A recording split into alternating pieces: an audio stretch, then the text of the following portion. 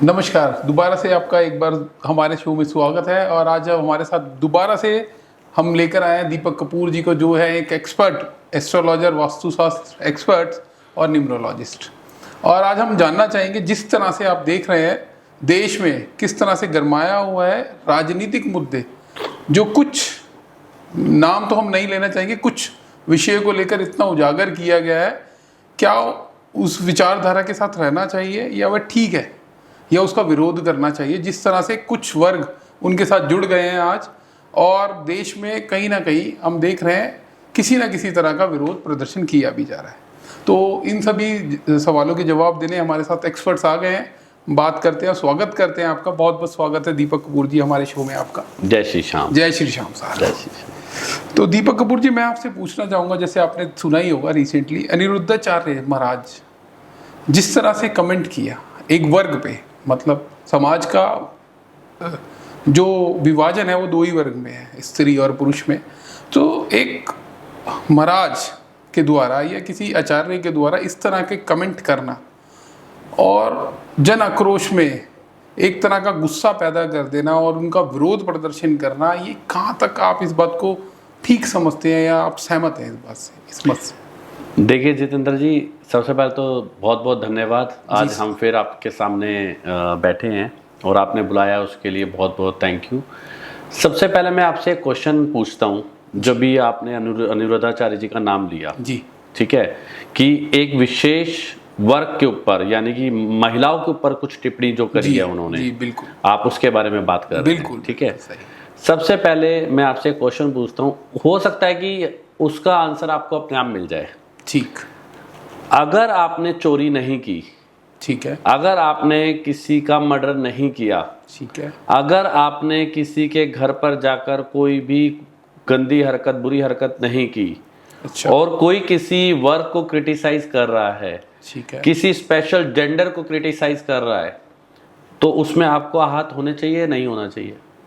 मुझे कोई आहत का मुद्दा बनता ही नहीं, विषय ही नहीं। क्यों नहीं बनता वो आहत का मुद्दा? क्योंकि जब मैंने कुछ ऐसा किया ही नहीं। जी बिल्कुल। अगर आपने किया होता तो मुझे बिल्कुल प्रॉब्लम होगा। फिर आप उसके लिए अपनी वॉइस रेस करते करना कि मेरी प्राइवेसी है, मैं जो मर्जी कर सकता हूँ। सही बात, यही चीज है। सही।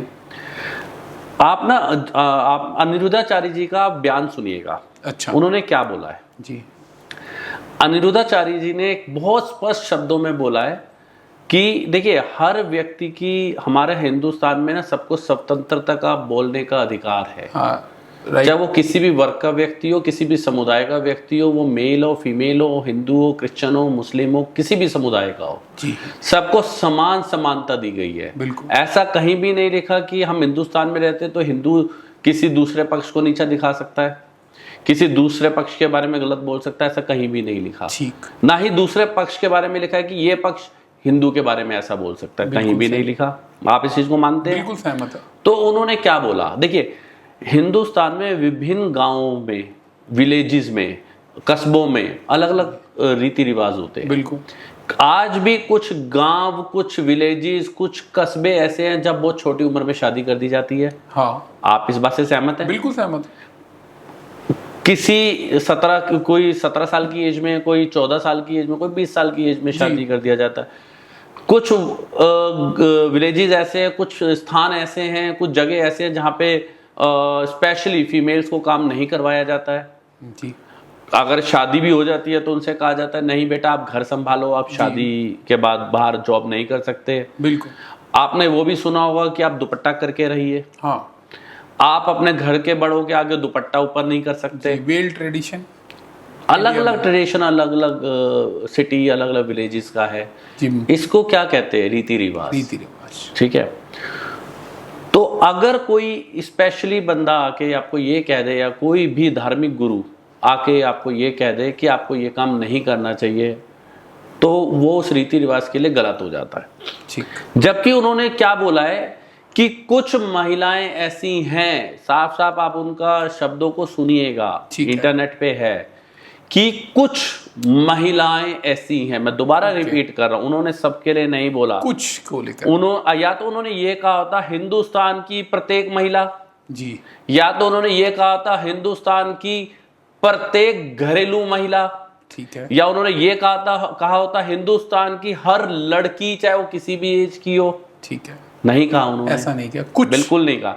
उन्होंने स्पेसिफाई कर अनिरुद्धाचार्य जी ने कि कुछ महिलाएं ओके अपने आप को गलत यूज करवाती हैं, ओके, अपने आप को गलत यूज करवाती, यानी कि अगर उनके शब्दों को मैं बोलूं, अनिरुद्धाचार्य जी महाराज जी के शब्दों को मैं बोलूं, तो उन्होंने साफ साफ बोला है कि कुछ 24-25 साल की महिलाएं, लेडीज, लड़कियां जब बड़ी होती हैं तो वो 2-4 जगह मुंह मार के आती हैं, उनके ये शब्द हैं। बिल्कुल बिल्कुल। देखिए, जो जिस मेंटेलिटी का होगा ना, वो शब्द उसको बुरा लगेगा।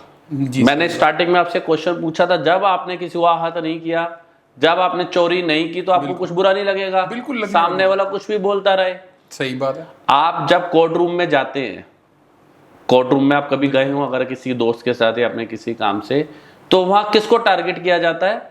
जो वहां पे कल्प्रिट होता है, बिल्कुल, जो वहां पे मुजरिम खड़ा होता है, जो गुनहगार होता है। जबकि वहां 100 बंदे बैठे हैं, वहां पे किसी को नहीं बोला गया, नहीं, ना वहां कोई ऑब्जेक्शन करता है जी, क्योंकि जज साहब किसको बोल रहे हैं? जो कल्प्रिट है, एडवोकेट किसके बारे में बात कर रहे हैं? उसी विषय में। अगर वहां पे 100 बंदे बीच में खड़े होकर बोलने लगे आप कैसे कह सकते हो कि इस नाम का व्यक्ति चोर हो सकता है, तो गलत है ना, क्योंकि उस नाम के व्यक्ति तो और भी हैं, लेकिन वहां पे उस कटघरे में कौन खड़ा है? जो कल्प्रिट। एग्जैक्टली। अब जो महिलाएं निकल के आ रही हैं वो कौन है? कल्प्रिट। वो एक बोलने वाली गैंग है, अच्छा। जिसको आप टूल किट भी कह सकते हो। अच्छा, हाँ, उनको क्या चाहिए होता है? क्या हमारे हिंदुओं में ना एक बहुत गंदी आदत है, मैं बहुत क्लियरली बोलना चाहता हूँ, ठीक है, कि वो अपने धर्म की इज्जत तो करते नहीं है। अच्छा, हाँ, लेकिन उन धार्मिक गुरुओं की जो हमारे संस्कृति को बचाए हुए हैं, जिन्होंने हमारी संस्कृति को आगे लेके चल रहे हैं, जो हिंदू धर्म को सपोर्ट कर रहे हैं, जो हिंदू धर्म को जगाने की कोशिश कर रहे हैं, जो हिंदू को जगाने की कोशिश कर रहे हैं, उस टूल किट को बस एक मुद्दा चाहिए होता है। अच्छा। और आप देखिएगा हर 5 महीने, 4 महीने, 3 महीने में एक ना कोई एक ऐसा किसी धार्मिक गुरु की भाषा को या किसी धार्मिक गुरु की स्पीच को लेकर वो टूल किट सक्रिय हो जाती है। अच्छा। इस बार लेडीज टूल किट सक्रिय हो गई। क्या बोला उन्होंने कि अनिरुद्धाचार्य महाराज कैसे कह सकते हैं? बिल्कुल। अरे माताओं, बहनों, आप पहले समझो कि उन्होंने बोला किसको है। या तो आप जब खड़े हो रहे हो तो बोलो उनको ये चीज कि हाँ मैंने 4 जगह मुंह मारा है इसलिए मैं बोलने आई हूं। जब तो अपने आप को कोई नहीं बोल रहा ऐसे। बिल्कुल। आपने सुनी किसी महिला ने अगर आगे आके, बहुत सारी महिलाएं आगे आई कि हम अनिरुद्धाचार्य जी का बहिष्कार करते हैं जी। उनको न्यूज रूम में बुलाया गया कि आप कैसे बोल सकते हो किसी महिलाओं के बारे में। उन्होंने साफ साफ बोला महाराज जी ने, माता श्री, बहन श्री, मैंने आपके लिए नहीं बोला। सिर्फ अगर आप उसी कैटेगरी के हो तो आप समझ रहे हो ना अपने आप को। बिल्कुल सही। मैंने तो बोला ही नहीं आपके लिए, मैंने तो उनको बोला जिन्होंने चोरी की है, जो करते हैं। और ये सच्चाई आप भी जानते हैं, मैं भी जानता हूं। आप भी पढ़े लिखे हैं, मैं भी पढ़ा लिखा हूं। आपने भी वर्किंग किया, मैंने भी वर्किंग किया, हम दोनों बाहर निकले हैं। हम सब चीज जानते हैं ये कि अगर हम बाहर निकल रहे हैं और क्या एटमॉस्फेयर चल रहा है। अगर आप किसी वर्किंग प्लेस पे हो, आप किसी पर्सनल प्लेस पे हो, आप किसी गार्डन में जाइए, आपने देखे कुछ कुछ होटल स्पेशली, मैं नाम नहीं लूंगा उस ब्रांड के, स्पेशल किस लिए खुले हुए हैं बताइए? किस लिए खुले हुए हैं? इन्हीं कामों के लिए खुले हुए हैं जी। अगर उन्होंने ये कह दिया कि स्पेशली कुछ महिलाएं 4 जगह मुंह मारकर फिर शादी करने चली जाती हैं तो उनका घर कैसे बसेगा?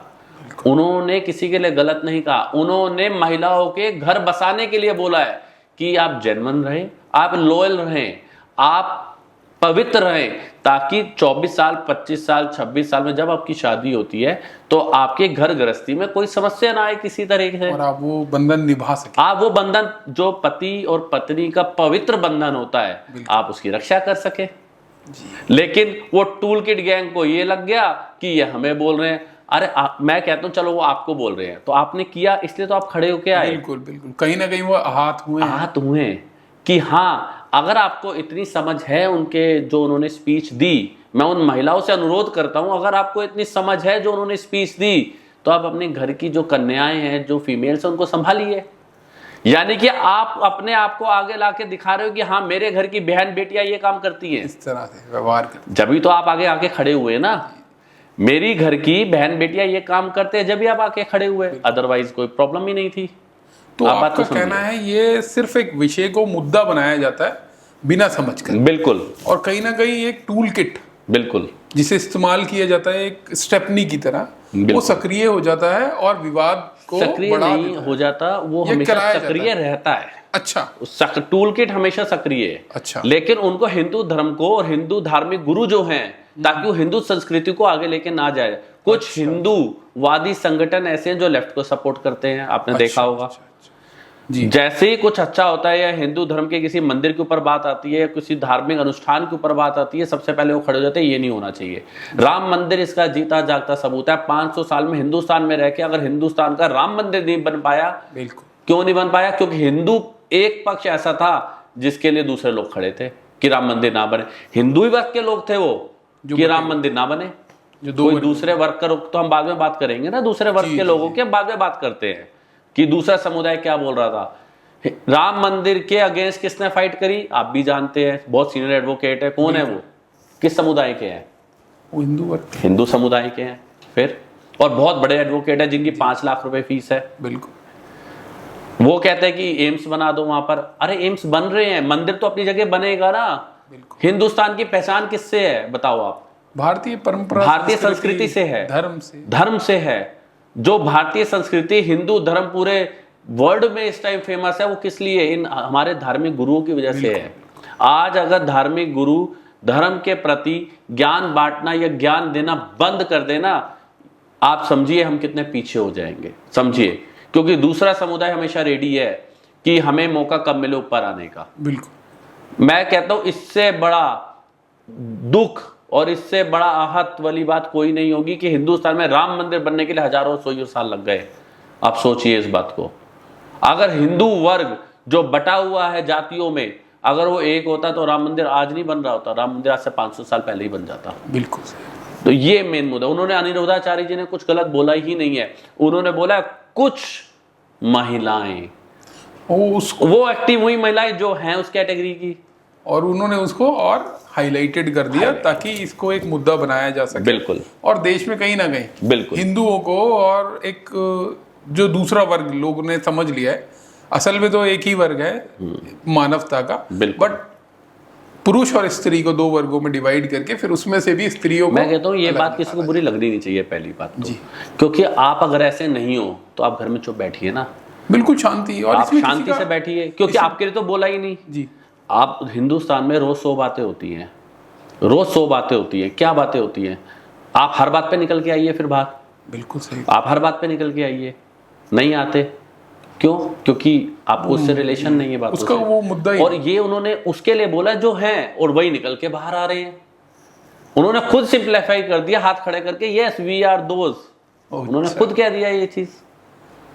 तो यहाँ एक वर्ग है जो इसी काम में सक्रिय है और इस तरह की विचारधारा रखता है, और वो अपनी ही फ्रीडम के लिए लड़ाई कर रहा है, जिसके विरोध ताकि आप हमें पॉइंट आउट ना करो। ठीक। और वो धार्मिक गुरु है, उनका पॉइंट आउट करना बनता है, क्योंकि वो कुछ चंद लोगों के लिए पूरी संस्कृति और पूरे हिंदूवासी जितने भी महिलाएं हैं जो हिंदू धर्म से संबंधित है, ताकि वो खराब ना हो जाए, ताकि वो सोसाइटी को अडेप्ट ना कर ले। तो उनका काम है। उन्होंने उस चीज के लिए, हिंदू धर्म को जागृत करने के लिए अपना जीवन लगा दिया है। ठीक। इसीलिए तो आप जो कहना चाहते हैं, अनिरुद्धाचार्य जी ने सिर्फ समाज को बचाने के लिए या वर्ग को उस तरफ ना धकेला जाए जो अनैतिक कार्य है, अनैतिक कार्य, तो उनसे रोकने के लिए एक टिप्पणी की जिसका उपयोग एक वर्ग कर रहा है, बिल्कुल अपने फायदे अपने आप को फेमस करने के लिए, और उनको हिंदू, मैं बार बार बोल रहा हूँ, हिंदू धर्म को और हिंदू धार्मिक गुरुओं को बदनाम करने के लिए जी। बस। तो कहीं ना कहीं कोई एक वर्ग है जो ये चाहता है, बिल्कुल है, कि कोई धार्मिक गुरु या भारतीय संस्कृति को बचाव ना। ये पूरा एक प्लानिंग है, पूरा प्लान्ड एक सोसाइटी है। अच्छा। जो एंटी हिंदू है, हिंदू हैं वो खुद से हिंदू है, लेकिन वो एंटी हिंदू हैं। तो एक कॉन्स्पिरेसी। हाँ बिल्कुल, बहुत बड़ा षड्यंत्र है, बहुत बड़ी कॉन्स्पिरेसी है, बहुत बड़ी। जैसा आपने देखा है बागेश्वर, श्री बागेश्वर महाराज या धीरेज शास्त्री जी जो भी हैं, उनकी मान्यता और जिस तरह से वो किसी के बारे में या विषय में अपनी गणना करते हैं या पहले से ही विचारधारा बनाकर दे देते हैं जो उनके मन में है। तो आप इसको किस तरह से देखते हैं? क्या ऐसा किसी व्यक्ति के अंदर हो सकता है कि वह किसी के जीवन में क्या घटित होने वाला है या वह किस इच्छा से आया है उसको पहले से ही अपने पास लिख ले एक पर्चे पे या उनको पढ़ ले?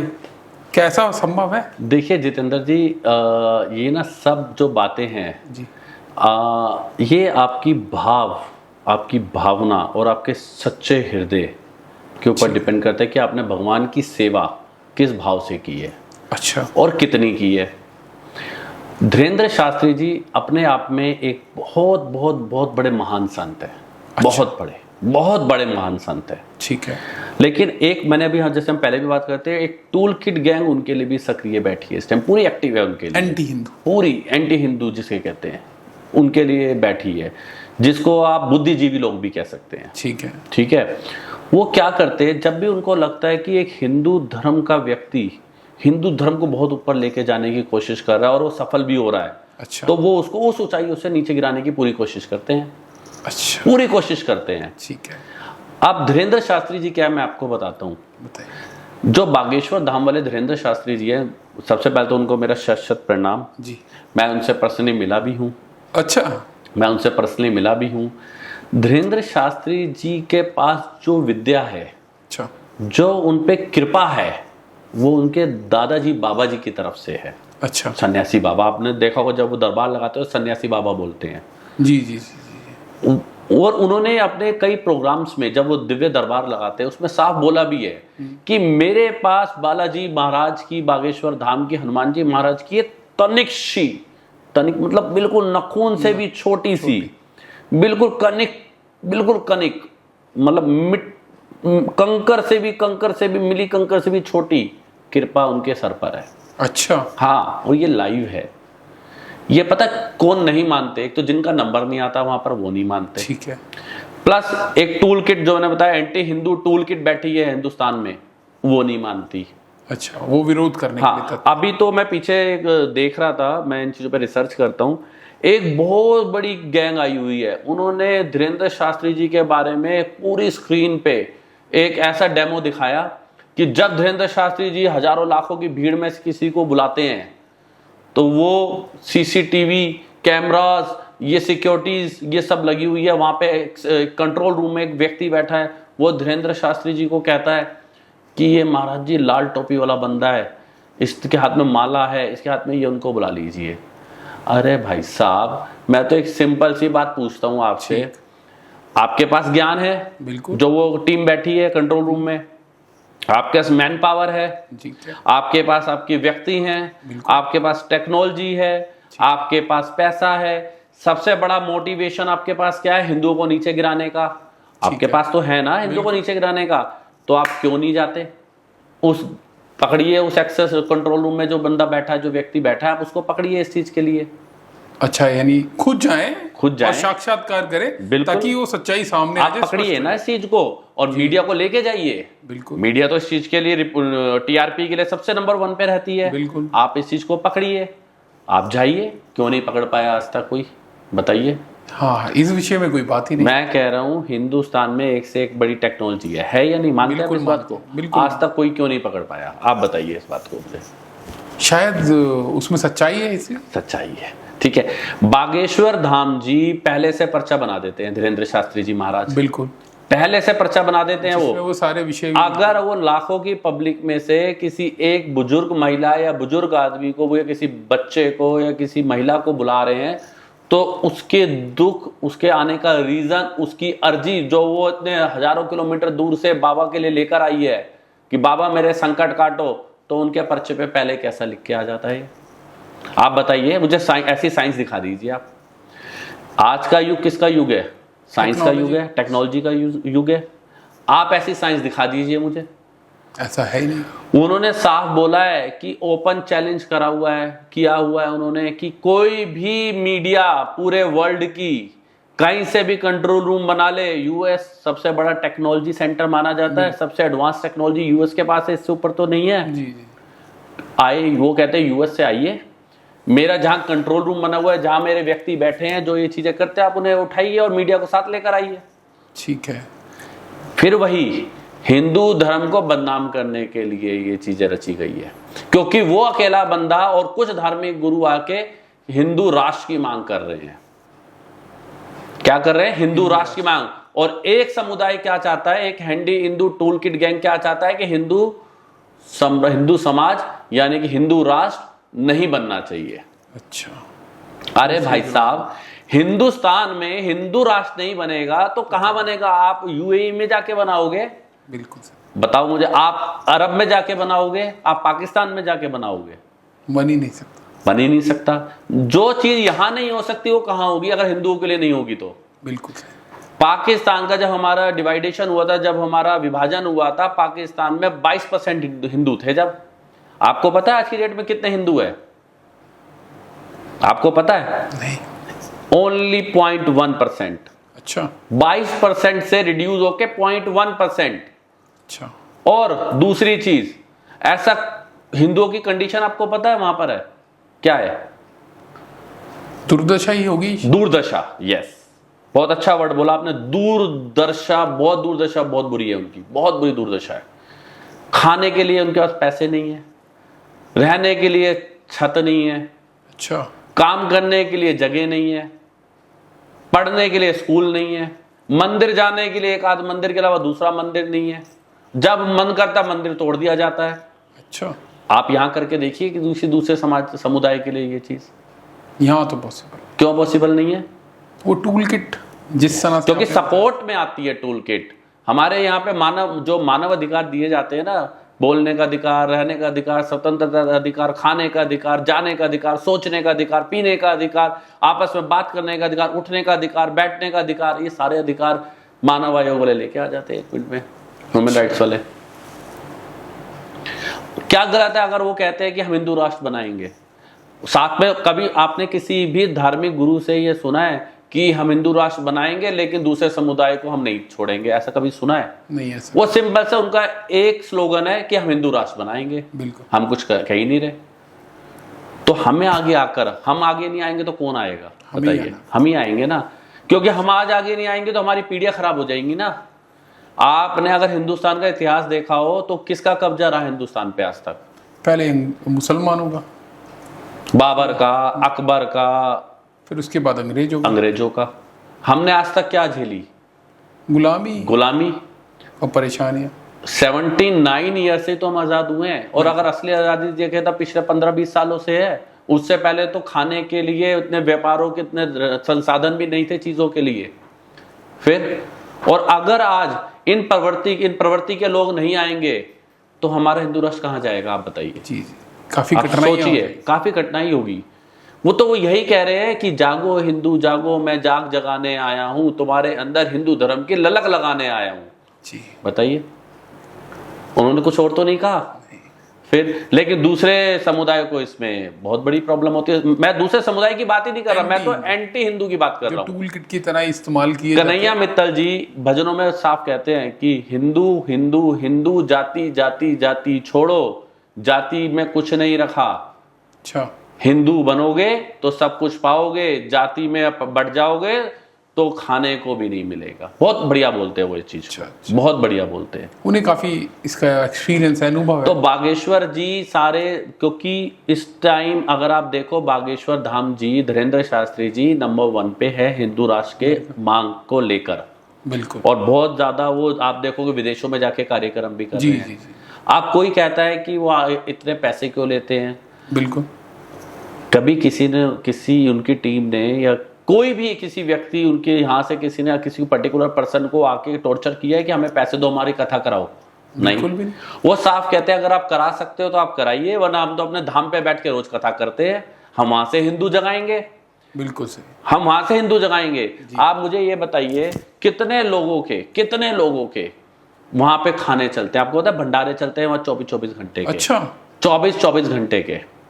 जो खाने में असमर्थ है, जो रहने में असमर्थ है, जो पीने में असमर्थ है, जो पढ़ने में असमर्थ है, अच्छा, उनके लिए सब लोगों की व्यवस्था बागेश्वर धाम वाले धीरेन्द्र शास्त्री जी कराते हैं। इधर अनुरुद्धाचार्य जी महाराज कराते हैं।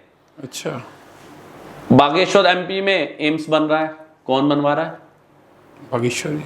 हॉस्पिटल, सबसे बड़ा कैंसर का हॉस्पिटल बागेश्वर धाम धीरेन्द्र शास्त्री जी बनवा रहे हैं स्वयं से। तो पैसा, आप एक इंसान कितना पैसा खा सकता है बताइए, जिसके कोई परिवार में नहीं है, कितना पैसा खा सकता है?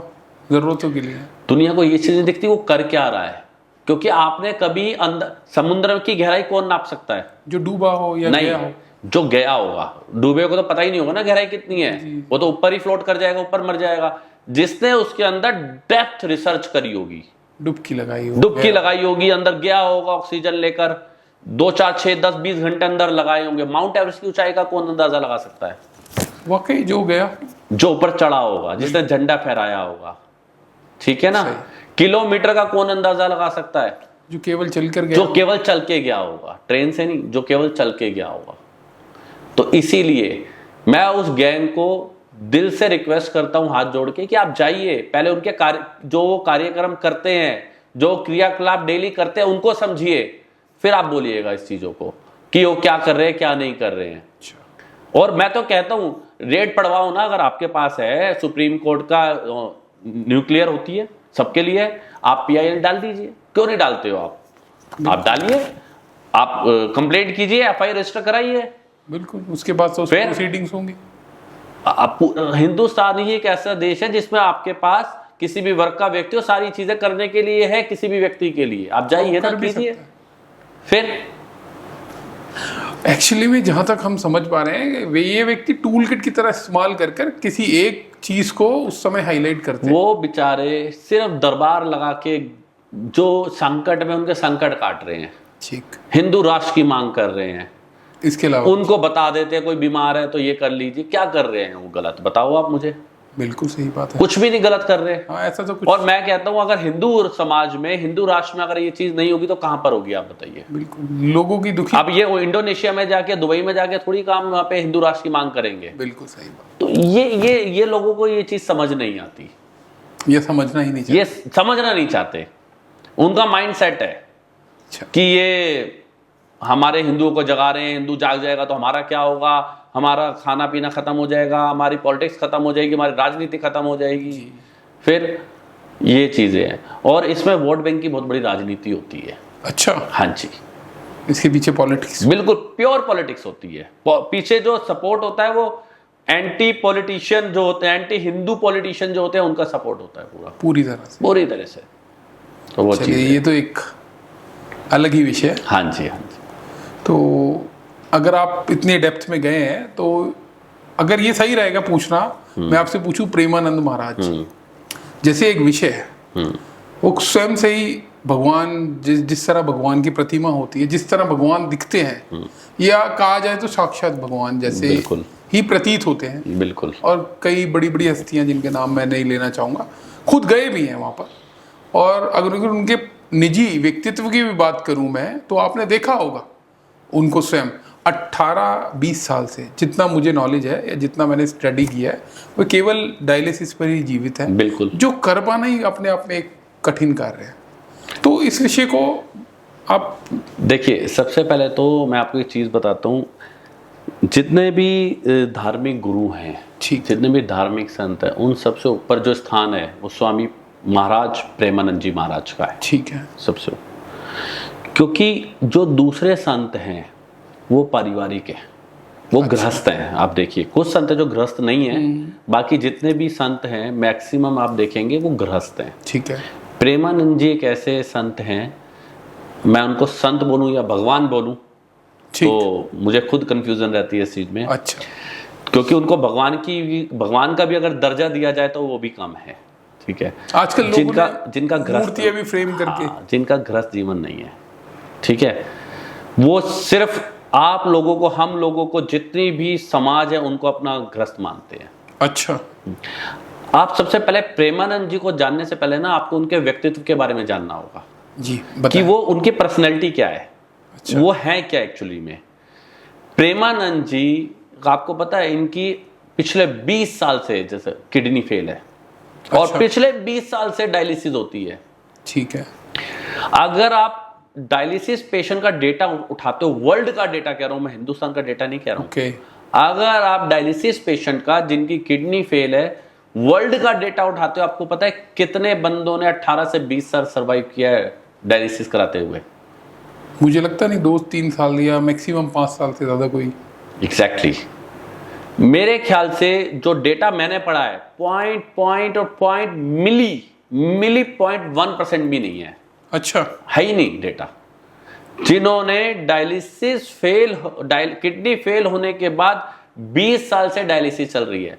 और आपको मैं एक चीज और बताता हूं, आपने डायलिसिस वाले पेशेंट देखिए, ठीक है, आप डायलिसिस वाले पेशेंट देखिए, वो आपको वीक दिखाई देंगे, बहुत वीक। हाँ, वो काम नहीं कर सकते, बिल्कुल बिल्कुल घर पे रेस्ट, वो खा नहीं सकते, बिल्कुल, ठीक है, वो बाहर घूमने नहीं जा सकते, ठीक है, मेंटली थोड़े से अपसेट हो जाते हैं, बिल्कुल डिप्रेस हो जाते हैं, डिप्रेशन में चले जाते हैं, ठीक है, क्योंकि उनको हर हफ्ते में 2 या 3 डायलिसिस होती है और एक डायलिसिस करने में 4 से 5 घंटे का समय लगता है, 5 से 6 घंटे का समय लगता है।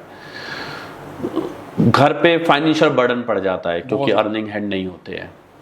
प्रेमानंद जी महाराज कि जब उनको पता चला उनकी किडनी फेल है, तो जिस आश्रम में वो रहते थे, अच्छा, उस आश्रम से उनको निकाल दिया गया।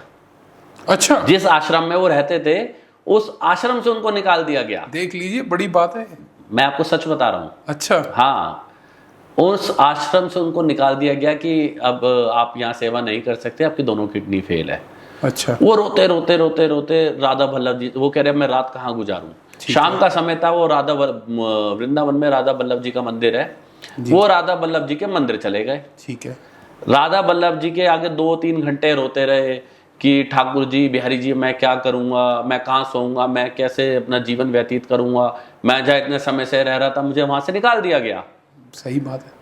अब कोई आप कहीं रह रहा हो, उसको वहां से पता चले, एक तो आपको बीमारी लग गई और ऊपर से फैमिली का सपोर्ट भी नहीं मिले, तो क्या हालत होगी? चिंता का विषय है। लेकिन उनके लिए क्या था, माता पिता ब्रह्मा क्या थे?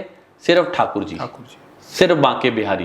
बिल्कुल। मरूंगा तो इनके साथ, जीऊंगा तो इनके साथ, खाऊंगा तो इनके साथ, पीऊंगा तो इनके साथ, रहूंगा तो इनके साथ, सोऊंगा तो इनके साथ। अच्छा, बस आरती शाम हो गई, आरती हो गई, संध्या आरती हो गई, सायकाल आरती हो गई, मंदिर बंद होने का समय आ गया, बिहारी जी की तरफ से उनको कोई सिग्नल नहीं मिला। अच्छा, वो और पंडित जी की ने, राधा वल्लभ जी के पंडित जी ने कहा, गुसाई जी ने कहा, आप बाहर जाइए, मंदिर को, भगवान जी को, ठाकुर जी को विश्राम देने का समय हो गया है। ठीक है। वो बाहर आए, आते आते उन्हें एक संत मिले, वो उन्हें जानते नहीं थे। अच्छा, भगवान कभी भी धरती पे खुद नहीं आते, ये तो निश्चित है। भगवान कभी भी धरती पे खुद नहीं आते, वो किसी ना किसी को भेजते हैं, किसी स्वरूप, किसी ना किसी का माध्यम बनते हैं। कोई ना कोई शक्ति ऐसी आती है जो भगवान के रूप में सामने वाले को सपोर्ट करके चली जाती है। ठीक है। भगवान स्वयं नहीं आते। अच्छा, ठीक है। एक संत आए, उन्होंने कहा, स्वामी जी कहाँ जा रहे हो? उन्होंने कहा, कहीं भी जाएंगे, कुछ खाने को मिल जाएगा खाएंगे, वरना सो जाएंगे। तो उन्होंने कहा, हमारे यहाँ पे एक रूम खाली है, आप वहाँ चलिए, वहाँ एक साथ सोएंगे, वहीं भोजन करेंगे रात का। अच्छा, सीधे भाव के स्वामी प्रेमानंद जी, क्या दुनिया, क्या प्रकाश था, उन्हें कुछ नहीं पता, चले गए उनके साथ। छोटी सी कुटिया थी, जैसे 4x4 का वॉशरूम होता है, बाथरूम होता है, जहाँ पे इंसान की पूरी टांगे भी नहीं खुलती थी, लेटना भी बहुत मुश्किल था, बारिश के समय ऊपर से छत में से पानी गिरता था। चले गए, कुछ समय वहां व्यतीत किया, रात का भोजन बना के खाते थे, सुबह फिर राधा नाम, जप नाम, राधा नाम, राधा नाम, राधा राधा राधा राधा करते रहते थे। फिर एक उनको दूसरे संत मिले, महान संत, उन्होंने कहा, जी आप इस वाले मेरे कुटिया में रहो आके, अच्छा, हम यहाँ आपकी सेवा करेंगे, क्योंकि भगवान जब जिसको तारे तो कौन उसको नकारे। बिल्कुल, बहुत सिंपल सी बात है, भगवान जब अब तारने पे आए तो कोई इसको नकार नहीं सकता जी। तो वो उनकी कुटिया में चले गए। वहाँ धीरे धीरे जब उन्होंने अपना प्रवचन शुरू करे, ज्ञान देना शुरू करा, प्रवचन शुरू करे, जिंदगी को जीना जिंदगी को जीना सिखाया, दुनिया को बताया, नाम जप की क्या वैल्यू है, नाम जप कैसे करना चाहिए, नाम जप में कितनी पावर होती है, कितने संकटों को नाम जप कितने संकटों को काट देता है, कितनी घर से दरिद्रता नाम जप हटा देता है। जब उन्होंने इस महिमा का बखान करना शुरू करा तो आपस में जो भक्त जन आते थे, धीरे धीरे धीरे धीरे करके उन्होंने उनको रहने का स्थान को अच्छा करते गए। सबसे पहले तो ये प्रेमानंद जी की स्टोरी है। अच्छा, जो उन्होंने लाइफ में फेस की है। आप कभी कभी उनसे साक्षात्कार हो महाराज जी से तो आप पूछिएगा ये चीज। अच्छा। दूसरी चीज क्या हुआ फिर, आपने सुना प्रेमानंद जी के ऊपर क्या कम संकट आए हैं अभी जब जहाँ थोड़ा टाइम मिलाकर 6 महीने पीछे जाओगे, जिस सोसाइटी के पास वो रहते हैं उस सोसाइटी वालों ने उनका बहिष्कार कर दिया था। अच्छा। कि आप अपनी रात को यात्रा नहीं निकालोगे। अच्छा। उन्होंने किसी को जवाब नहीं दिया, उन्होंने हाथ जोड़ा, ठीक है मेरी तरफ से किसी को परेशानी नहीं होनी चाहिए, जैसे आप कहेंगे मैं नहीं निकालूंगा। उन्होंने यात्रा नहीं निकाली। लाखों किलोमीटर, हजारों किलोमीटर दूर से व्यक्ति आता है प्रेमानंद जी महाराज जी के दर्शन करने। बिल्कुल। हजारों किलोमीटर दूर से जी। पूरी रात जागता है, पहले वो बिहारी जी के दर्शन करता है, जहां रुकना होता है खाता है पीता है भोजन करता है, फिर उसको पता है महाराज जी का आने का क्या टाइम है, पूरी रात वेट करता है। महाराज जी जिस मार्ग से परिक्रमा करते हैं उस मार्ग पे खड़े होके सिर्फ उनको चरण वंदन करने के लिए वहां पे झुका रहता है। अच्छा। आपको एक बहुत सिंपल एक अच्छी बात बताता हूँ। बताइए। अभी पीछे शिवरात्रि गई थी जी। कोई गंगोत्री से जल लेके आया भोले बाबा पे चढ़ाने के लिए, जी। कोई हरिद्वार से जल लेकर आया भोले बाबा को चढ़ाने के लिए। पूरे हिंदुस्तान में अलग अलग जगह शिवरात्रि का पर्व मनाया जाता है बहुत धूमधाम से। इसमें कावड़। आपने शिवरात्रि का जल चढ़ते हुए कहां पर देखा है बताइए? शिवलिंग पर, और मंदिरों में शिवलिंग पे बस। या कभी कोई बीमार होता है तो उसको कहते हैं कि इसको थोड़ा सा जल पिला दो, गंगा जल पिला दो, ठीक हो जाएगा। इसके अलावा आपने गंगा जल का प्रयोग होते हुए या पूजा पाठ में प्रयोग होता है, हाँ जी, या पूजा पाठ में प्रयोग घर की शुद्धि, घर की शुद्धि के लिए। इसके अलावा आपने कहीं बाहर गंगा जल का प्रयोग होते हुए नहीं देखा होगा। बिल्कुल। या तो धार्मिक अनुष्ठान में या भोले बाबा का जल अभिषेक बिल्कुल गंगा जल से होता है। इसके अलावा कहीं भी नहीं होता। नहीं, कहीं नहीं होता। आपको वीडियो इंटरनेट पे मिल जाएगी या मैं आपसे शेयर करूंगा। वो एक व्यक्ति गंगोत्री से जल लेकर आता है, बुजुर्ग आदमी, और स्वामी परमानंद जी खड़े हैं उनके चरणों में, उस जल को अर्पण करता है। इससे बड़ा उदाहरण बता दीजिए आप मुझे। बिल्कुल। गंगा जल को धरती पे गिरते हुए बहुत कम लोगों ने देखा होगा। आप अगर कहीं से गंगा जल ला रहे हो और केन आप नीचे भी रखना पसंद नहीं करते धरती पर, बिल्कुल सही, बिल्कुल। या तो आप गाड़ी में रखते हो या हाथ में लेके चलते हो। वो व्यक्ति स्वामी परमानंद जी के चरणों में दूर से खड़े होकर गंगा जल से अभिषेक कर रहा है। अच्छा। आप समझिए वो क्या है परमानंद जी। आर्मी वाले लोग स्वामी परमानंद जी के पास आते हैं दूर से, सिर्फ आर्मी वाले लोग किसी के सामने झुकते नहीं है। बिल्कुल। किसी के सामने भी वो दूर से आते हैं, उनके आगे झुकते हैं, नतमस्तक होते हैं, प्रणाम करते चले जाते हैं। हजारों लाखों बंदे, 2 साल का बच्चा, 80 साल का बुजुर्ग स्वामी परमानंद जी के लिए फूलों की रंगोली बना रहा है, कोई बैंड बाजा लेके आ रहा है। आप देखिए बड़े बड़े सेलिब्रिटी, अभी पीछे भी आपने देखा होगा कुछ सेलिब्रिटीज गए, हम नाम नहीं लेंगे उन सेलिब्रिटीज का। बड़े बड़े सेलिब्रिटी प्रेमानंद जी से क्या सीखने आते हैं कि हमें पीस सिखाओ, हमें शांति सिखाइए। महाराज हम इस मोह माया में फंस के अपने जीवन को भूल चुके हैं, हमें असली जीवन जीना सीखना है। उनको विराट कोहली एक बहुत बड़ा लाइव एग्जाम्पल है। हजारों करोड़ों का मालिक होकर जो हर 3 से 6 महीने के अंदर स्वामी परमानंद जी से मिलने आता है, महाराज परमानंद जी से मिलने आता है। बिल्कुल। विराट कोहली, और आप कभी देखिएगा उसके हाथ में चैंट बॉक्स होता है, काउंटर होता है, नाम जप करता रहता है। क्या कमी है उसको बताइए? कोई कमी नहीं है। सिर्फ उसको क्या चाहिए? राधा नाम, शांति, मेरा अगला जीवन बहुत अच्छा हो, मेरा ये जीवन बहुत अच्छा हो। तो स्वामी परमानंद जी के बारे में अगर आप बात करें तो शायद हम उनके बारे में वो बात भी नहीं कर सकते जो वो चीज़ है। और आप देखिएगा जितने भी धार्मिक गुरु हैं, जो धार्मिक गुरु अपना धर्म का प्रचार कर रहे हैं, या जो धार्मिक गुरु बैठे हुए हैं, वो क्या करते हैं आपको पता है? अपने भागवत करते हैं, बिल्कुल, अपने लेक्चर देते हैं, अपना ज्ञान देते हैं, उसके बाद थोड़ा सा चंदा मांगते हैं, देखा हो, या जिस तरह का अर्पण जो करना चाहता है, सेवा करना चाहता है, गौदान, गौ सेवा, भंडारा सेवा, किसी भी तरह की सेवा करना चाहता है वो कर सकते हैं। ठीक है।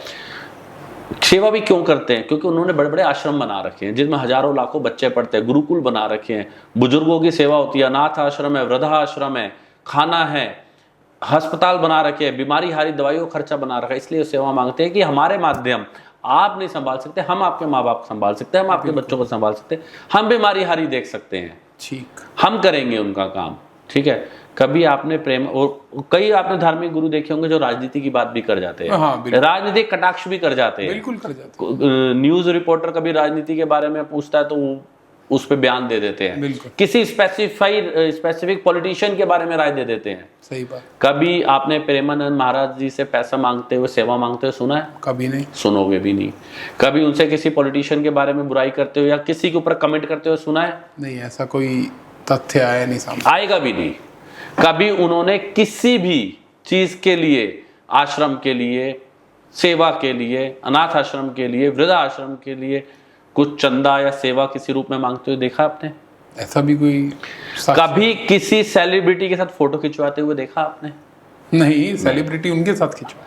कभी किसी के सेलिब्रिटी को बुलाते हुए देखा आपने? नहीं नहीं, लोग तो अपनी श्रद्धा से जाते। इतने बड़े बड़े सेलिब्रिटी आते हैं, उनका भी सम्मान, जो आप जाओगे जैसे वहां उनके सामने बैठोगे, वो भी वहीं उनके सामने बैठेंगे। कोई स्पेशल सम्मान, मान सम्मान नहीं होगा उनका, कभी भी नहीं होगा, ठीक है। सिर्फ वो किसके गले में पटका पहनाते हैं, किसके गले में राधा रानी की चुनरी पहनाते हैं?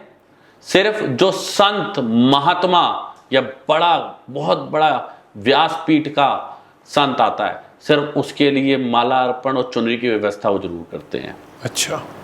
आप समझिए, निस्वार्थ जिंदगी जी रहे हैं, उन्हें कोई वो नहीं पता। वो साफ कहते हैं मेरी किडनी कब बंद हो जाए मुझे भी नहीं पता, लेकिन मैं जब तक हूं लोगों को भला करना चाहता हूं।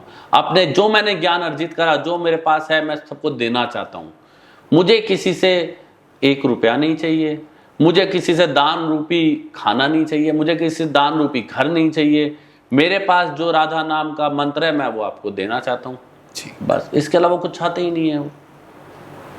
तो यानी आप कहना चाहते हैं वो एक ऐसे मार्ग पर चलते हैं जो निस्वार्थ है। बिल्कुल निस्वार्थ है। और जीवन की वो परिभाषा वो समझाना चाहते हैं जिसमें आपको शांति और मोक्ष, बिल्कुल, जो जीवन के आज रहस्य बन चुके हैं। और ये जो प्रेमानंद जी समझाना चाह रहे हैं ना, आप देखिएगा, प्रेमानंद जी की एज अराउंड 58, 59, 60 ईयर्स, 60 साल के आसपास की है। आप वहां पर उनके मार्गदर्शन में, जहां वो परिक्रमा मार्ग पर दर्शन करने, जब परिक्रमा करने निकलते हैं, एक छोटा बच्चा भी और एक बुजुर्ग भी पूरी रात जाग के लिए उनका वेट करते हैं। अच्छा। क्यों? क्योंकि उनके वो उपदेश सुनना चाहते हैं, उनके हिसाब से जीवन को जीना चाहते हैं। और मैं आपको कहना चाहता हूं कि जिन्होंने प्रेमानंद जी का उपदेश सुन लिया, जिन्होंने उनका राधा नाम जप को अपने जीवन में धारण कर लिया, वो व्यक्ति कभी भी जीवन में दुखी नहीं हो सकता। अच्छा। गीता में कृष्ण भगवान ने ज्ञान दिया था। बिल्कुल। उस ज्ञान का क्या मतलब था कि आप अपना कर्म करते रहिए, किसी दूसरे की निंदा मत कीजिए, किसी दूसरे के बारे में बोलिए मत, किसी दूसरे का बुरा मत कीजिए। बिल्कुल। प्रेमानंद जी सेम चीज कहते हैं, आप अपने से मतलब रखिए। आप राधा नाम जप से मतलब रखिए, आपको किसी के बारे में कुछ नहीं देखना। वो राधा रानी आपको अपने आप अपने साथ लेके चलेगी, अपने आप आपकी सारी बाधाएं कटती जाएंगी अपने आप। राधा नाम जप जो है ना, प्रेमानंद जी के पास बहुत सारे व्यक्ति जाते हैं, उनसे पूछते हैं महाराज हमारे ये प्रॉब्लम है, ये प्रॉब्लम है। वो सिर्फ एक ही समस्या का समाधान देते हैं कि अगर जीवन को अच्छे से जीना है, जीवन को शांतिपूर्वक जीना और जीवन का उद्धार चाहते हो तो राधा नाम, सिर्फ राधा नाम जपो। राधा नाम में वो पावर है जो आपके सारे बंधन को काट सकती है, सारे बंधन को काट सकती है। वो राधा नाम के अलावा कोई जाप करते ही नहीं है। वो सुबह उठते हैं राधा नाम, दोपहर को राधा नाम, रात को राधा नाम, परिक्रमा करने जाते हैं जब राधा नाम, और राधा नाम का ही प्यार वो दुनिया में बांटते आ रहे हैं। पर दीपक जी, आपने देखा होगा या सुना भी होगा, मैंने तो काफ़ी देखा है, जो भगवान की भक्ति ज़्यादा करता है या राधा नाम या कृष्ण किसी एक को मानता है, उसने ज़्यादा दुख झेले हैं। ये मैंने सुना भी है, उनकी कहानियाँ भी, उनकी विचारधाराएँ भी, कि मैंने इतना स्ट्रगल किया लाइफ में, भगवान आए नहीं, फिर मैंने भगवान छोड़ दिया या यही कर दिया, जो उनकी अंतरात्मा से आती है। पर क्या ऐसा सच में है कि अगर भगवान का नाम ज़्यादा लेते हैं तो ज़्यादा कठिनाइयों का सामना करना पड़ता है? देखिए, मैं आपको कुछ एग्जांपल देता हूँ आपके आंसर को कंप्लीट करने से पहले। ओके। मुकेश अंबानी के जीवन में क्या कठिनाइयाँ हैं? कोई कठिनाई नहीं है। वो तो हर महीने बड़े बड़े मंदिर जाते हैं, दान करते हैं, पुण्य करते हैं, भगवान को मानते, कभी सिद्धि विनायक जाते हैं। अभी उनके बेटे मुकेश अंबानी जी सालासर बालाजी मत्था टेकने आए थे। जी। अमिताभ बच्चन के जीवन में क्या परेशानी है? कोई नहीं, अब तो स्मूथ है सब, फर्स्ट क्लास। पहले से भी स्मूथ है, बस वो मेडिकल इशू तो हर किसी लाइफ में आते हैं। जी। बहुत मंदिर जाते हैं, कभी सिद्धिविनायक जाते हैं, कभी लाल बाग जाते हैं, कभी कहाँ जाते हैं। बिल्कुल। फिर आप बताइए, आप विराट कोहली के जीवन की एक समस्या बताइए। समस्या ये कि समस्या ही नहीं है। समस्या ही नहीं है। सुबह शाम राधा नाम जप करते हैं, बिल्कुल भगवान को मानते हैं, जब सेंचुरी पूरी होती है जब भगवान को मानते हैं, जब भगवान का थैंक्स कहते हैं। बिल्कुल। देखिए, ये हमने ना अपना माइंड का एक परसेप्शन बना रखा है, एक माइंडसेट बना रखा है कि भगवान को मानते हैं फिर भी हमारे पास कठिनाई क्यों आती है। जी। हमने ये माइंड को समझाया नहीं कि कठिनाई जो हमारे जीवन में लिखी है वो आनी है। ठीक है। भगवान को मानना ना मानना, इससे आपकी जीवन में आने वाली समस्या कोई लेना देना नहीं है। अच्छा। जो समस्या आपके जीवन में आनी है वो आएगी, बस हाँ भगवान का नाम लेने से वो समस्या आके जल्दी चली जाएगी या आपको पता नहीं चलेगा। समस्या आएगी, इस चीज को पहले, जैसे बहुत लोग कहते हैं आप ये कर लीजिए, ये नहीं होगा, ये कर लीजिए, नहीं। अच्छा। जो आपके पैदा होने से पूर्व आपकी पुस्तक में, यानी कि जब एक इंसान पैदा होता है तो उसकी एक बुक लिखी जाती है, जो ऊपर बैठे भगवान लिखते हैं कि हर दिन का, हम जब स्कूल जाते हैं तो हमारे जैसे चैप्टर होते हैं ना। बिल्कुल बिल्कुल। जब हम पढ़ते हैं तो हमारे बुक्स में चैप्टर होते हैं, चैप्टर 1, चैप्टर 2, चैप्टर 3, चैप्टर 4, हर सब्जेक्ट के चैप्टर होते हैं। तो ऐसे ही भगवान ने ना, जब हम पैदा होते हैं उससे पूर्व में ही एक बुक हमारी बना दी है। अच्छा। जैसे जैसे एक दिन बीतता जाएगा वो चैप्टर वो अपने आप चेंज होता है, वो लिखा हुआ है पहले से। अच्छा, ऑलरेडी फिक्स। आप आज ये सोचो कि मैं कल ये करूंगा, क्या आप कर सकते हो? बिल्कुल उल्टा विपरीत ही होता है, देखा है। पहली बात, आप सोचोगे वो जो कल होना है, सबसे पहली बात जी। आप सोचोगे वो कल जो होना है। दूसरी बात, आप कुछ ऐसा सोचो, आप सोचो कि मैं कल मुकेश अंबानी बन जाऊंगा या मैं कल मुकेश अंबानी से मिलके आऊंगा। आप सोच सकते हो? सोच सकते हो, कर नहीं सकते। नहीं हो सकता ना। क्यों? क्योंकि लिखा नहीं है। और अगर लिखा होगा तो मुकेश अंबानी आपको रोड पे चलते हुए दिख जाएंगे और आप उनसे मिल लोगे। हाँ, ये भी सही है। भगवान ने पहले ही वो पुस्तक डिजाइन करके हमारी पॉकेट में डाल दी है, हमारे माइंड में उसको फीड कर दी है, दिमाग के फोल्डर में। ठीक है। कि पर डे ये चैप्टर चेंज होना है और ये इसके रिजल्ट आने हैं। अच्छा। हम उसको समझते कैसे? वो हमारे विवेक के ऊपर काम करता है, हमारी बुद्धि के ऊपर काम करता है कि हम उस चीज को समझते कैसे हैं। अच्छा। अब क्या होता है कि हम मंदिर जा रहे हैं, ठीक है, हम भगवान जी को मान रहे हैं, हम दान पुण्य कर रहे हैं, लेकिन हमारे समस्या जीवन में आ रही है तो भगवान जी मैं तो इतनी पूजा करता हूँ, फिर मैं क्यों समस्या झेलूं? बिल्कुल यही सवाल। भगवान राम कौन थे? एक इंसान। भगवान राम इंसान थे, मतलब पुरुषोत्तम को प्राप्त थे वो। अच्छा, तो एक भगवान राम थे। भगवान राम इसलिए बोला मैंने। उनके जीवन में क्या कठिनाई नहीं थी? बहुत कठिनाई थी। रात को उनको सोना है और सुबह पता है कि मेरा राज्याभिषेक होना है। ठीक है। सुबह जैसी निद्रा मतलब आधी रात को ही उनके पास पिताजी जाते हैं कि बेटा आपको पुत्र, आपको 14 वर्ष के लिए वनवास में जाना है। ठीक है।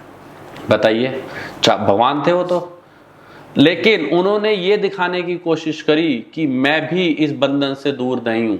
अगर आपको मैंने झेला है तो इंसान को भी झेलना पड़ेगा।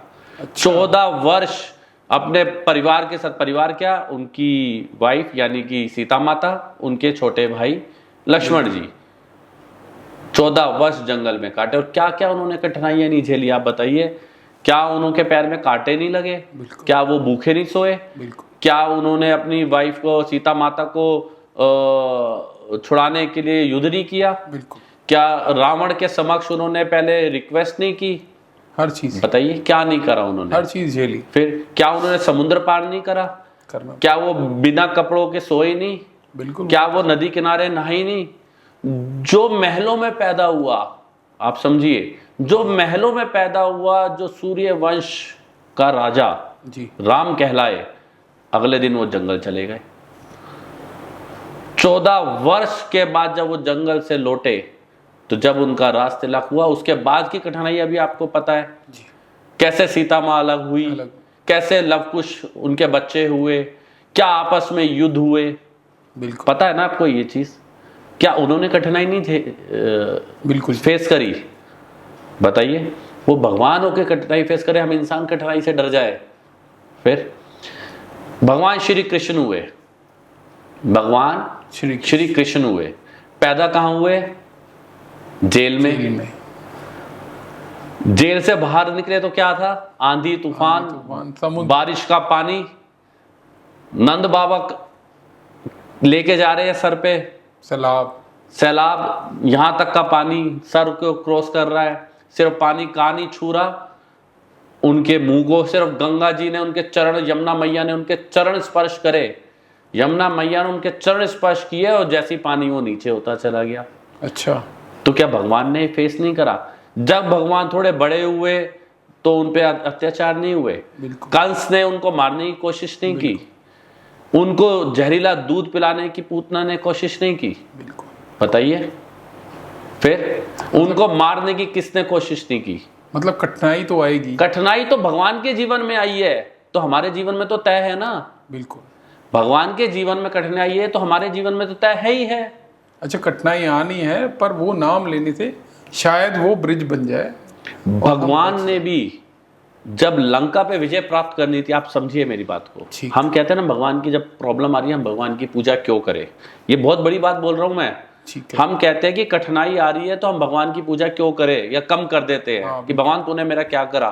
भगवान रामचंद्र ने जब लंका पर विजय प्राप्त करनी थी तो पहले उन्होंने भोले बाबा की पूजा करी, पहले उनसे आशीर्वाद लिया, उन्होंने वहीं समुद्र के किनारे शिवलिंग को स्थापित किया, वहीं पे पुष्प अर्पण किए, वहां पे उन्होंने परिक्रमा की, वहां पे आशीर्वाद लिया, उसके बाद लंका विजय करने गए कि हे भोलेनाथ, हे परमपिता परमेश्वर, मुझे विजय देना, मैं सदमार्ग पे चल के बुराई का अंत करने जा रहा हूं, मुझे विजय देना।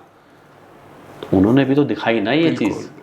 फिर आप बट लोग ये भूल जाते हैं, लोग ये चीज भूल जाते हैं, लोग अपने जीवन को देख के दुखी होते हैं। अरे जब भगवान के जीवन में कठिनाइयां थी तो आप और मैं क्या चीज है जितेंद्र जी? कुछ भी नहीं, कुछ भी नहीं है, हम ना के बराबर है। मेन ये चीज है।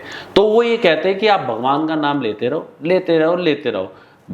रामचंद्र जी ने भोले बाबा की पूजा की, शिव जी की पूजा की, तो उनका मार्ग सरल हो गया, मार्ग सरल हुआ, समुद्र पे पुल बंधा, रावण का अंत हुआ, सीता मैया को लेके बिल्कुल वापसी आए, दोबारा राज तिलक हुआ। ठीक है, हम भी जब भगवान का नाम लेंगे, जब हम राधा नाम जप करेंगे, जब हम बाबा का नाम लेंगे, जब हनुमान जी का नाम लेंगे, तो हमारे भी संकट कम होंगे, हमारे भी मार्ग खुलेंगे, आने वाले रास्ते खुलेंगे हमारे भी, तभी हम भी विजय प्राप्त करते हैं, तभी हमें विजय प्राप्त होगी। पर तब तक हमें संयम के साथ मैं कहूँ जब भगवान श्री रामचंद्र, भगवान श्री कृष्ण के साथ ये चीजें हो सकती है तो इंसान की तो कुछ भी वैल्यू नहीं है। बिल्कुल सही, आप ये चीज समझिए, ये है मेन। तो प्रेमानंद महाराज जी का जो विषय है केवल सिर्फ राधा नाम लेना, और वो कहते हैं राधा नाम नहीं, आप नाम जप करो। नाम जप ये नहीं कि राधा नाम, अच्छा नहीं, उनके ईष्ट राधा रानी, इसलिए वो राधा नाम जप करते हैं। अच्छा, उनके ईष्ट, आप जिसको भी मानते हो, आप भोले बाबा को मानते हो, ओम नमः शिवाय, आप हनुमान जी को मानते हो, जय श्री राम, श्री हनुमते नमः, आप राम जी को मानते हो, जय श्री राम, आप भोले बाबा को मानते हो, ओम नमः शिवाय, आप लक्ष्मी नारायण जी को मानते हैं, लक्ष्मी नारायण जी का नाम लीजिए, आप जिसको मानते हैं, जिस देव को मानते हैं, जिस भगवान जी को मानते हैं, शेरावली माता को मानते हैं, जय माता दी। अच्छा, नाम जप करना है आपको भगवान का, उनका ये है मेन कहने का विषय ये है कि सिर्फ भगवान को जप करना है जब आपको समय रहे, ताकि जो आने वाली कठिनाई है उससे आप तर जाए, क्योंकि मृत्यु तो निश्चित है। मृत्यु तो निश्चित है। भगवान ने भी अपना चोला छोड़ा है, बिल्कुल, भगवान ने भी चोला छोड़ा है जी, चाहे वो भगवान श्री कृष्ण हो, चाहे भगवान राम जी हो, कोई भी भगवान आप देख लीजिए, सब भगवान ने अपना चोला छोड़ा है जी। तो चोला तो इंसान को छोड़ना पड़ेगा। समय सबका निश्चित है, समय से आप नहीं भाग सकते, समय तो आएगा ही आएगा। कई बार समय अपने पास बुलाता है, कई बार हम समय के पास जाते हैं, जाना सबने है जी, ये तय है। चलिए, बहुत अच्छा लगा आपसे बात कर, और ये आज एक अच्छा विषय है कि जब भगवान ही नहीं इससे बच पाए तो इंसान अपने आप को क्यों अलग उससे समझे। भगवान ने इस चीज को बताया कि मेरे जीवन की कष्ट है ये और मुझे ही सहने हैं, और तारने मेरे कष्ट मेरे पिताजी नहीं सहेंगे, ठीक, मेरे कष्ट मेरी माता जी नहीं सहेंगे, ठीक है। राम जी की कौशल्या माता वही महलों में रही, बिल्कुल, राम जी के छोटे भाई भरत वही महलों में रहे, जाना किसको पड़ा? राम जी को, सीता मैया को, और जो उनसे परम स्नेह करते थे छोटे भाई लक्ष्मण जी को। किशन भगवान जी को जेल में रहना पड़ा, माता कहाँ रही? किशन भगवान जेल से निकले, माता जेल में रही, वहीं यशोदा माता वहीं रही, उन्होंने मथुरा गए, कंस को मारा। तो हमें खुद ही काम करने पड़ेंगे, यानी स्वयं से ही लड़ना स्वयं से ही लड़ना स्वयं की पड़ेगा, लड़ाई। स्वयं से ही जीतना पड़ेगा, स्वयं से ही सारे काम होंगे।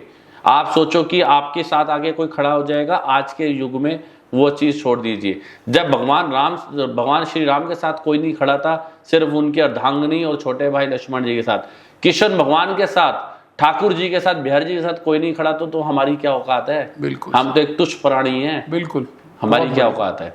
हमारे साथ कौन खड़ा होगा? हमारे साथ भी कोई नहीं खड़ा होता। हमें खुद ही लड़ना है, खुद ही जीतना है, खुद ही काम करना है, खुद ही आगे बढ़ना। बिल्कुल। बट यहाँ ये कहना सही रहेगा कि सिर्फ वो नाम जपने से या वो मान्यता मानने से हम वो ब्रिज या गैप बना सकते हैं ताकि संकट टल जाए। बिल्कुल। देखिए, जब आप नाम जप करते हो ना, आप कभी मेडिटेशन करके देखिए। ठीक है। आप मेडिटेशन में नाम जप करके देखिए।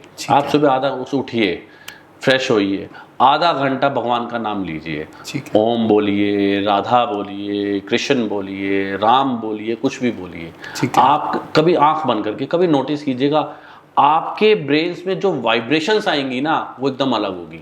जब आप 15 दिन ये नाम जप करोगे, 15 दिन भगवान का नाम लोगे एकांत में बैठ के, जब कोई डिस्टर्ब ना करे, तो वो आपको ऐसा, आपकी बॉडी को ऐसे एनर्जेटिक फील होगा ना, आप कहोगे कुछ नया हुआ है, कुछ अलग से हुआ है। ये फायदा है, ये पावर है नाम जप की। दुनिया मंदिर क्यों जाती है बताइए? कुछ हॉस्पिटल क्यों नहीं जाते? हॉस्पिटल में पता ही है, जाने के बाद डेली किसी के घर क्यों नहीं जाते?